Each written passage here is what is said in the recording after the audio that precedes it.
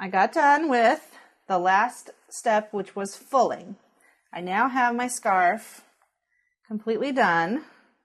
I have my designs on both sides, and I have it the shape I want. It's shrunk up quite a bit, not too terribly much in this case. Shrinkage is going to depend on how thick you make your scarf, what kind of wool you're using, and a lot of different factors. So really, if you're calculating shrinkage, you're going to need to make some samples and do that yourself.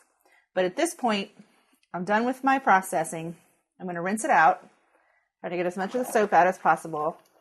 It got cold while I was fulling it, so I'm doing it in hot water, which, shocking it, going from cold to hot will help shrink it some more, which I want to do.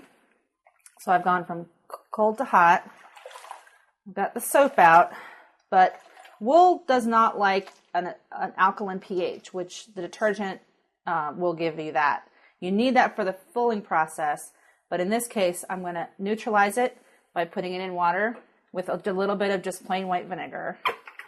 And then I'm going to rinse the vinegar water out again, but I'm just going to give it a couple minutes to kind of soak in my vinegar water to neutralize that pH. It's kind of like using conditioner on your hair.